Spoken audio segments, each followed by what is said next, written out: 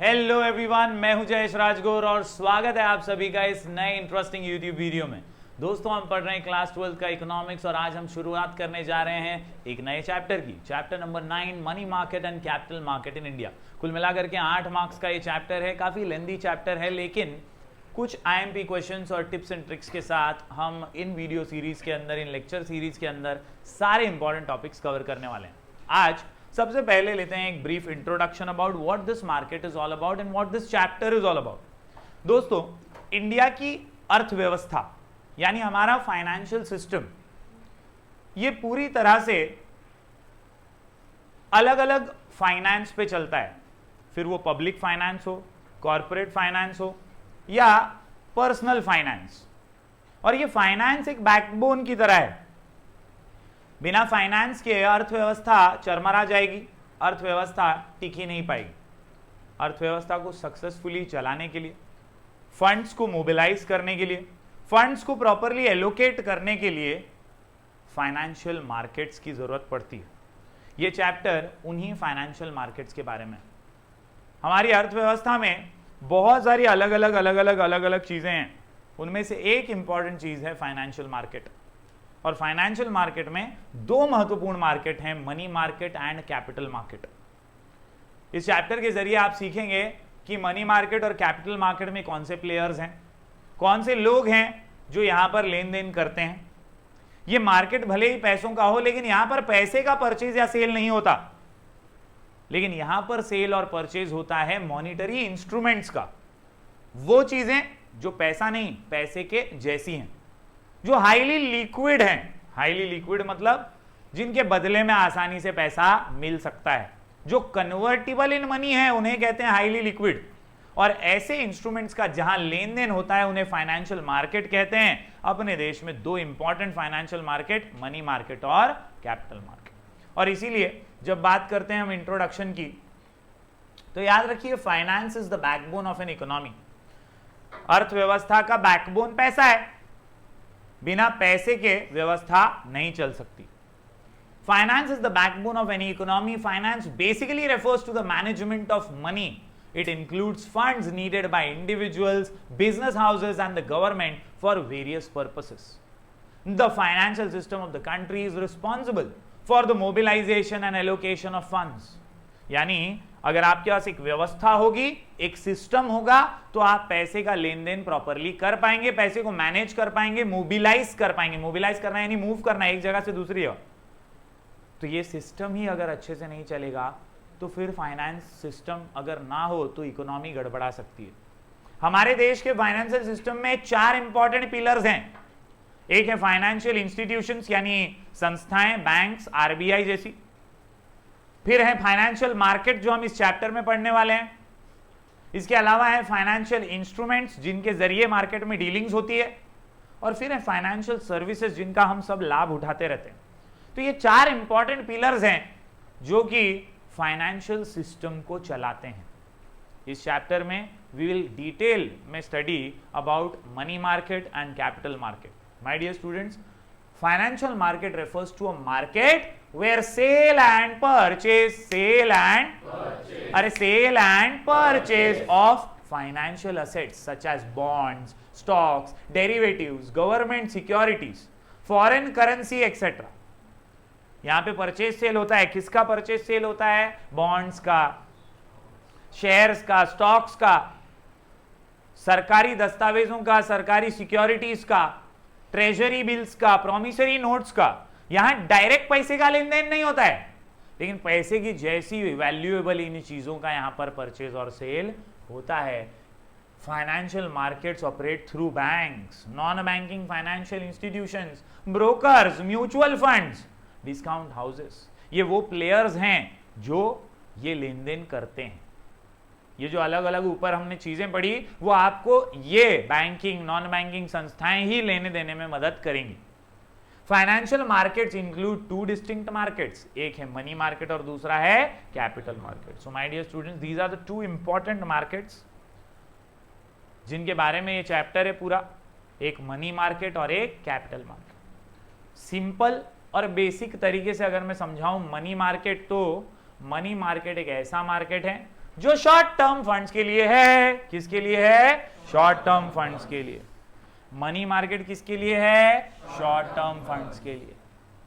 कहीं पे भी एग्जाम में भी पूछे, मैच द फॉलोइंग में, फिलअप्स में, शॉर्ट टर्म फंड्स बोले तो money market, long term funds बोले तो कैपिटल मार्केट। जब जरूरत होती है शॉर्ट टर्म फंड्स की, जब जरूरत होती है कैपिटल की, वर्किंग कैपिटल जो होता है ना, जो रोज के खर्चे चलाने के लिए होता है, जो आपको थोड़ा पैसा चाहिए, शॉर्ट टर्म के लिए चाहिए, तो मनी मार्केट एक आइडियल जगह है जहां से आपको वो बॉन्ड्स, वो सिक्योरिटीज और वो पैसा मिल जाएगा। It is a market for near money, that is short term instruments, जैसे कि ट्रेड के बिल्स, गवर्नमेंट की सिक्योरिटीज, प्रॉमिसरी नोट्स एक्सेट्रा।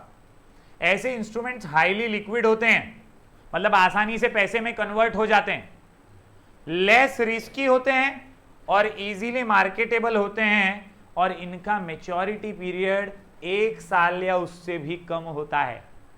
तो जब आपको ऐसे फंड की जरूरत है 1 साल या उससे भी कम टाइम के लिए, तो आप कहां जाएंगे? मनी मार्केट में जाएंगे, because this is the ideal market for short term funds, lending and borrowing. समझे? इसका मीनिंग समझ में आ रहा है सबको मनी मार्केट का? All of you? एकदम इजी। दोस्तों, मनी मार्केट का ये है आपके सामने स्ट्रक्चर। बहुत इंपॉर्टेंट है स्ट्रक्चर को समझना, क्योंकि स्ट्रक्चर में ही आंसर्स हैं अलग अलग। मनी मार्केट किन चीज़ों से बना है, किन लोगों से बना है, कौन से प्लेयर्स हैं, कौन से बड़े इंपॉर्टेंट हाउसेस हैं जो मनी मार्केट को कॉन्स्टिट्यूट करते हैं। So basically if you see this chart, you will be able to understand that money market has 2 sectors. One is organized and one is unorganized. Organized sector, unorganized sector. Organized sector page number 82 पे है text book के, अगर यहाँ पे clear नहीं दिख रहा तो। एक है ऑर्गेनाइज सेक्टर और एक है अनऑर्गेनाइज सेक्टर। ऑर्गेनाइज सेक्टर जो है, इसमें आपको आरबीआई, जो एपेक्स बैंक है अपने देश की, वो दिखाई देगी। उसके अंडर कमर्शियल बैंक्स हैं बहुत सारी, जो हमसे डील करती हैं डायरेक्टली। देना बैंक, लेना बैंक, एचडीएफसी, आईसीआईसीआई, ये सब कमर्शियल बैंक्स हैं। फिर कोऑपरेटिव बैंक्स है, गांव खेड़े में चलने वाली। डेवलपमेंट फाइनेंशियल इंस्टीट्यूशंस हैं, छोटी छोटी संस्थाएं फाइनेंस की। और discount and finance house of India, ये भी बिल्स और ट्रेजरी बिल्स और प्रॉमिसरी नोट्स में डील करते हैं। तो इस तरह से ये पूरा ऑर्गेनाइज सेक्टर है। ऑर्गेनाइज सेक्टर का मतलब क्या होता है? Which is controlled by the RBI, जिसका मैनेजमेंट, जिसका कंट्रोल सरकारी है, उसे ऑर्गेनाइज सेक्टर कहते हैं। जिसका कच्चा चिट्ठा प्रॉपरली मेंटेन होता है, उसे ऑर्गेनाइज सेक्टर कहते हैं। लेकिन दूसरी तरफ छोटा सा अनऑर्गेनाइज सेक्टर भी है, और अनऑर्गेनाइज सेक्टर ये आरबीआई के कंट्रोल से बाहर है। फाइनेंशियल सिस्टम का एपेक्स बॉडी कौन है? आरबीआई। लेकिन आरबीआई के बाहर है ये, और इसीलिए इस पर सरकार का भरोसा नहीं है। यहां पर भी आज भी लोग जाते हैं शॉर्ट टर्म फंड्स के लिए, लेकिन यहां पर ब्याज ज्यादा देना पड़ेगा। यहां पर हो सकता है आपके साथ छल कपट धोखा भी हो जाए। सो समवेयर और दी अदर इसे अनऑर्गेनाइज कहा जाता है, क्योंकि यहां होते हैं इंडिजीनियस बैंकर्स, ब्याज पे पैसा देने वाले, उठाने वाले आम लोग। इसके अलावा मनी लेंडर्स, बड़े बड़े व्यापारी वगैरह होते हैं ना, जो पैसा देते हैं ब्याज पे।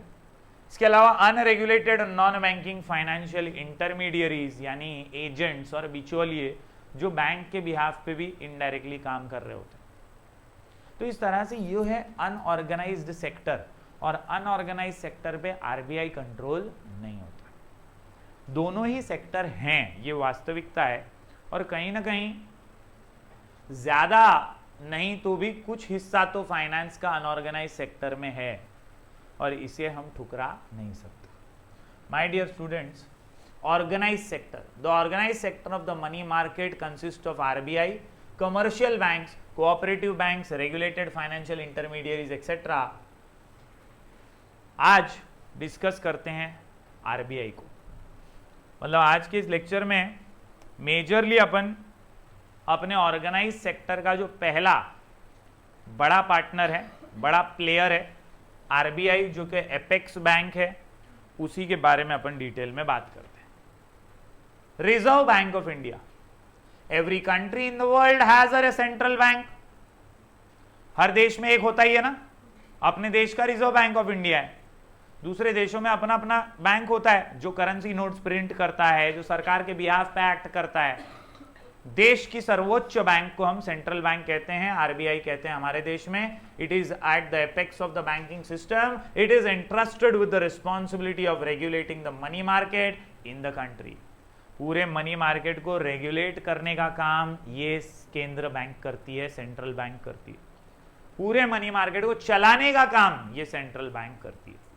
Reserve bank of India is the central bank of our country. It is the most important constituent of the money market, यानी इस मनी मार्केट का सबसे महत्वपूर्ण कड़ी अगर कोई है तो वो कौन है? आरबीआई है। समझा क्या?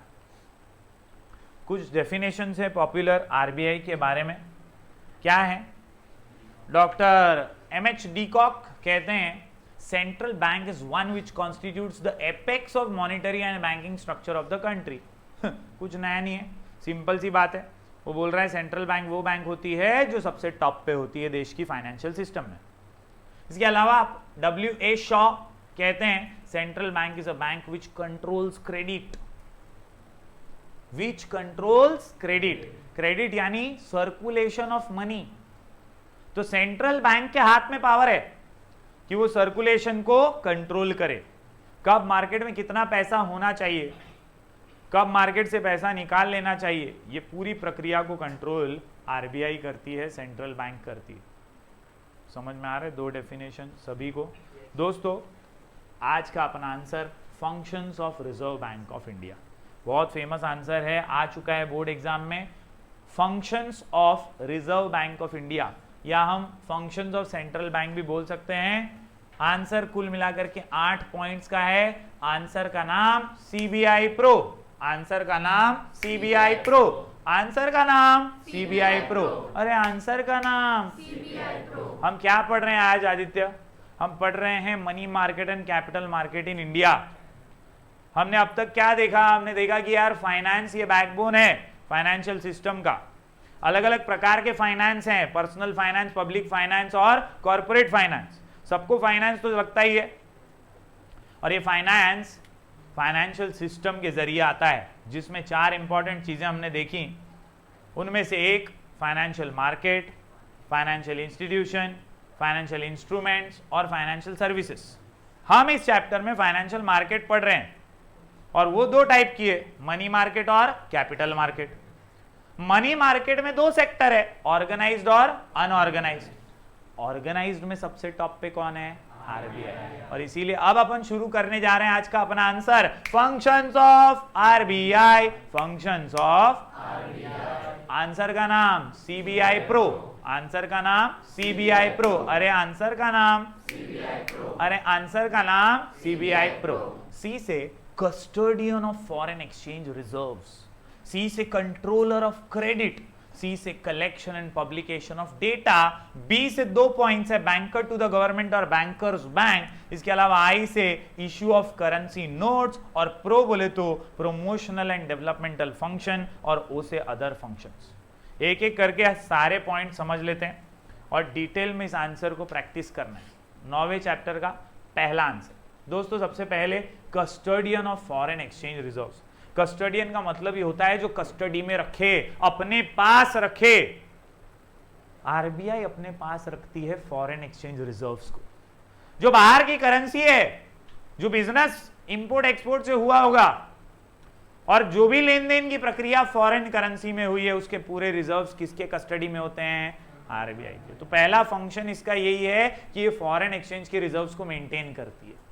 RBI acts as a custodian to countries' foreign exchange reserves.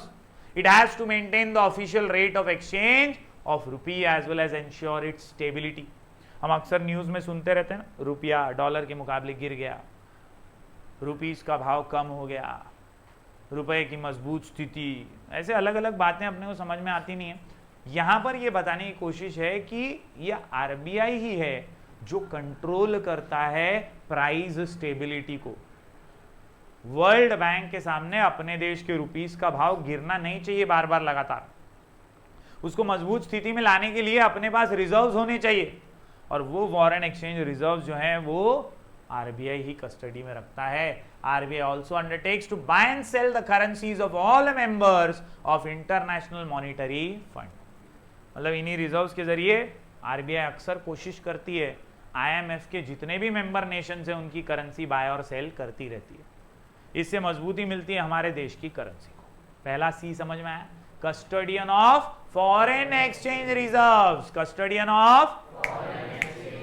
आगे बढ़ते हैं दोस्तों, अगला पॉइंट है कंट्रोलर ऑफ क्रेडिट। मजेदार पॉइंट है, बहुत इंपॉर्टेंट पॉइंट है। शॉर्ट में इस पॉइंट का मतलब क्या है, सर्कुलेशन ऑफ मनी।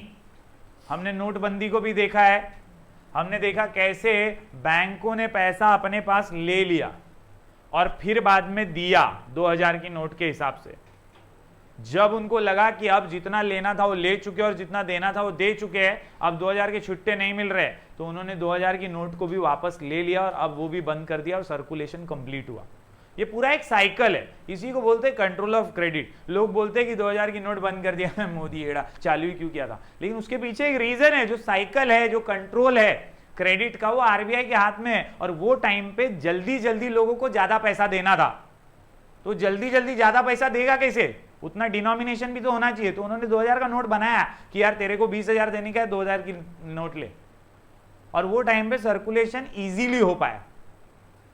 और अब वो 2000 की नोट जो है वो बहुत बड़ी है, मार्केट में सर्कुलेट करते हैं तो बहुत पैसा चला जाता है, और इसीलिए उसको वापस लेकर के नॉर्मल 500 की नोट शुरू कर दिया, उसका सर्कुलेशन बढ़ा दिया। इसके पीछे बहुत सारी थियरीज हो सकती हैं, पॉलिटिक्स भी हो सकती है, बट एक्चुअल में कंट्रोलर ऑफ क्रेडिट आरबीआई है, और इसीलिए वो ये कंट्रोल कर पाती है कि मार्केट में कितना पैसा घूमेगा और कितना वापस आएगा। कोई भी सिचुएशन में मार्केट में एक्सेस ऑफ मनी भी नहीं होना चाहिए और लैक ऑफ मनी भी नहीं होना चाहिए। ये बैलेंस बनाने का काम ही कंट्रोलर ऑफ क्रेडिट का है। दोस्तों, ये करने के लिए आरबीआई क्या करती है? As a supreme banking authority of the country, RBI has the power to influence the volume of credit created by commercial banks. अब आरबीआई किससे कनेक्टेड है? कमर्शियल बैंकों से। कमर्शियल बैंक क्या करती है? फोन कर करके लोन बांटती रहती है, लोन ले लीजिए, लोन ले लीजिए, हाँ, फोन पे लोन, गाड़ी पे लोन, घर पे लोन, सब पे लोन देंगे तुमको, ले लो। लोन दे रहे, यानी वो लोग क्या कर रहे हैं, वो लोग पैसा दे रहे हैं ना, मार्केट में बाहर निकालते जा रहे हैं। अब मार्केट में बहुत सारा पैसा आ गया तो सब अमीर हो जाएंगे, आलसी हो जाएंगे, काम धंधा कौन करेगा? समवेयर और दी अदर सर्कुलेशन लिमिट में होना चाहिए। तो आरबीआई क्या करती है? लोन्स के इंटरेस्ट रेट, रिजर्व के रेशियोज, उसको हमेशा कम ज्यादा करते रहती है। तो बैंकों का देने का पावर का कंट्रोल भी किसके हाथ में है? आरबीआई का है। हर बैंक को रेगुलेट करती है कि भाई तू बहुत लोन दे रही है, हमारे पास पहले रिजर्व रख उतना, फिर लोन दे, नहीं तो माल्या जैसे बहुत भाग जाएंगे। कॉन्सेप्ट समझ रहे क्या? तो समवेयर और the other RBI has the power to influence the volume of credit created by commercial bank. It also monitors the purpose of use of credit, quantitative methods such as bank rate, open market operation, variable reserve ratios. अलग अलग reserve ratio बना के रखे RBI ने, जैसे cash reserve ratio, कि हर bank को compulsory उतना कैश मेरे पास जमा करना पड़ेगा आरबीआई के पास, ताकि कल को बैंक उठ जाए तो भी लोगों का पैसा डूबे नहीं। ये कैश रिजर्व रेशियो है, स्टैट्यूटरी लिक्विड रेशियो है, असेट से related, control the volume of credit created. इसके अलावा क्वालिटेटिव मेथड्स भी है, जिसमें fixing margin requirements, credit rationing and moral suasion, जिसमें मोटिवेशन और सिर्फ मॉरली एथिकल चीजों के लिए ही लोन्स देना है या क्रेडिट सर्कुलेट करना है, ये आरबीआई गाइडलाइंस के थ्रू बताती रहती है।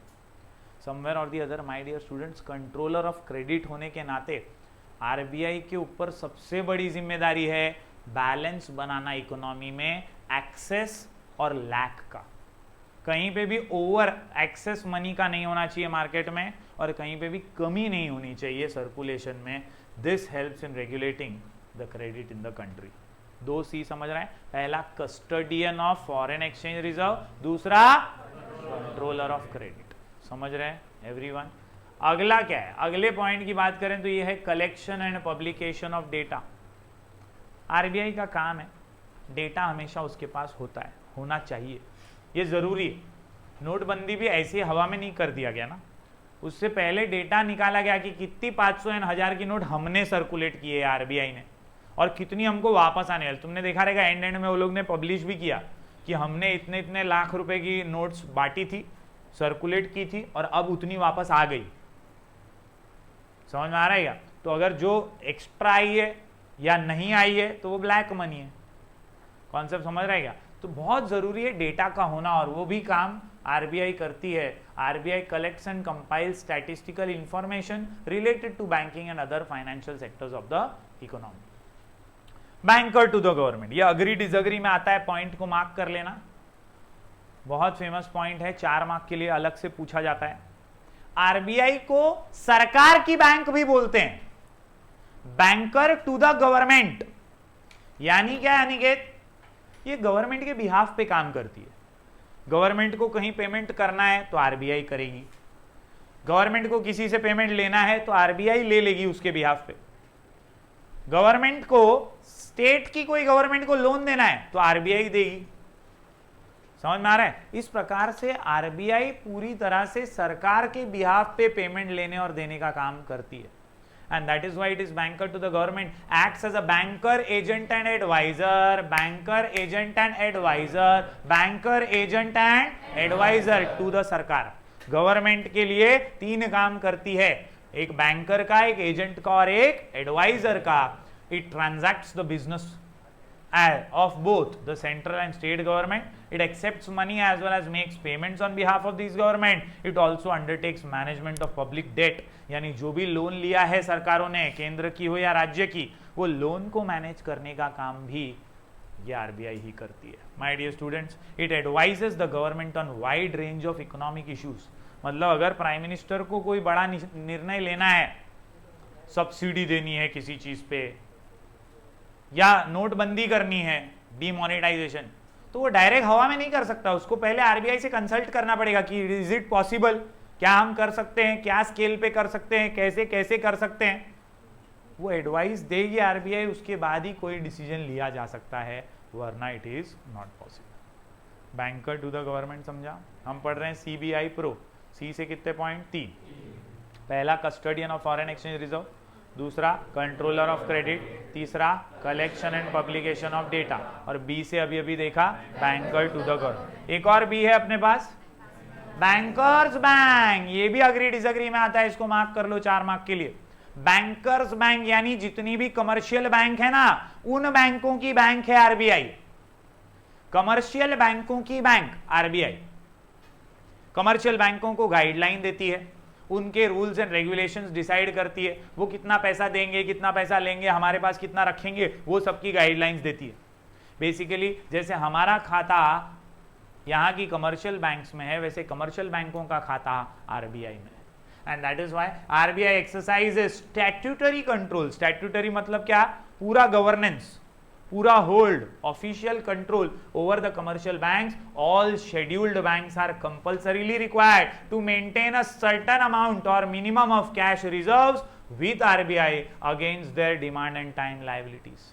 उनकी जो भी कर्जे, जो भी लायबिलिटीज है, उसके बदले में कंपल्सरी रिजर्व रखना ही है। RBI provides financial assistance to bank, guidelines भी देती है, असिस्टेंस भी देती है, उन्हें पूरा समझाती है system. To banks in the form of discounting of eligible bills, loans and advances are also provided against the approved securities. यानी कोलैटरल जैसे हम लोग को कभी कभी रखना पड़ता है गिरवी कुछ, वैसे कई बैंक्स भी आरबीआई के पास कुछ सिक्योरिटीज रखती है और उसके बदले में पैसा उठाती हैं। समझा? बैंकर टू द गवर्नमेंट और बैंकर्स बैंक। 2B समझ रहे हैं?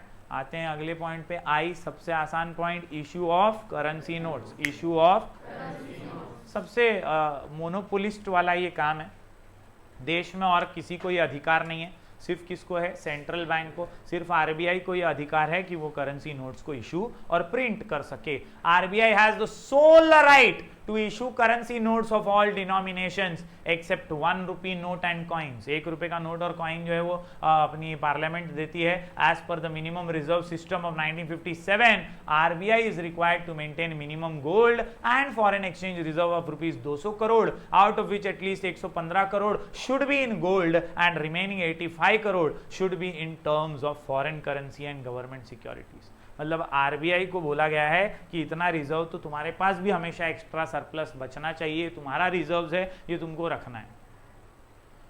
वर्ल्ड बैंक के साथ डील करने वाली भी बैंक यही है और इसीलिए पूरी मोनोपोली करेंसी नोट्स की इशू करने की आरबीआई के पास है। सीबीआई समझा क्या?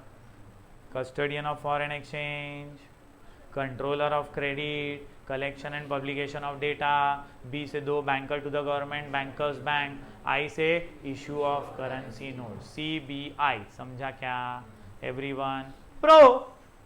promotional and developmental function, promotional and developmental function, promotional and developmental नाम में ही इसका काम छुपा हुआ है। प्रमोशन, डेवलपमेंट हमने एसपीओसी में भी पढ़ा है। सिडबी, नाबार्ड सुना होगा तुम लोगों ने। सिडबी, नाबार्ड ये अलग अलग संस्थाएं हैं जो अलग अलग सेक्टर्स के विकास के लिए काम करती हैं और इनको बनाने में आरबीआई का ही हाथ है। क्योंकि आरबीआई सब जगह ध्यान कैसे दे पाएगी, तो अलग अलग सेक्टर्स में जैसे एग्रीकल्चर का विकास करना है तो नाबार्ड बना दिया और नाबार्ड को पैसा दे दिया कि भाई तू खेती बाड़ी से रिलेटेड जिसको भी लोन्स वगैरह की जरूरत है उसको असिस्टेंस दे।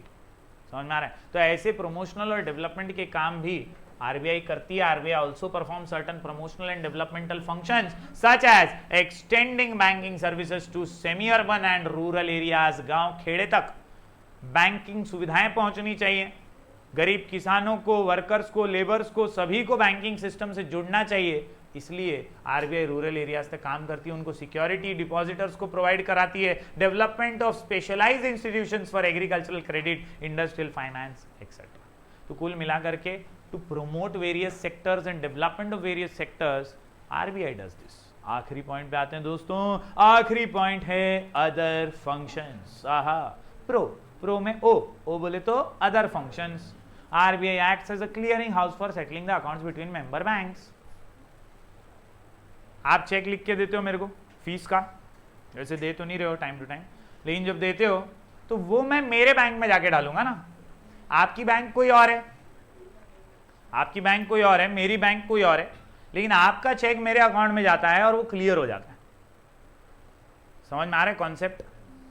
तो बैंक को कैसे मालूम पड़ा कौन सी बैंक से लेना है? तुम बोलेगे उस पर लिखेला है, ऐसा नहीं है। समवेयर और दी अदर ऐसे कई चेक अलग अलग बैंकों के आते होंगे ना। ये सब अलग अलग बैंकों के जो चेक्स हैं दोस्तों, ये क्लियरिंग हाउस में जाते हैं और आरबीआई उनको क्लियर कराती है कि यार एचडीएफसी को पीएनबी से कितना लेना है, देना से कितना लेना है, लेना से कितना देना है, ये सारी चीजें।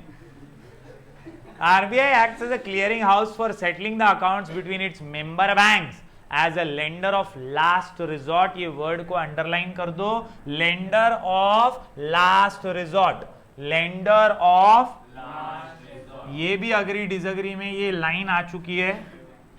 लेंडर ऑफ लास्ट रिजॉर्ट मतलब डूबते को तिनके का सहारा। किसी भी बैंक को तकलीफ है और कुछ समझ में नहीं आ रहा है तो आखिर में लास्ट में मदद कौन करेगा? आरबीआई ही करेगी। लेंडर ऑफ लास्ट रिजॉर्ट मतलब एंड टाइम पे वो लेंड करेगी money. It also provides liquidity to banks experiencing financial difficulties. समझा क्या एवरीबॉडी? तो यहां पे दोस्तों हमने एक बहुत ही इंपॉर्टेंट आंसर कवर किया है, that is functions of reserve bank of India.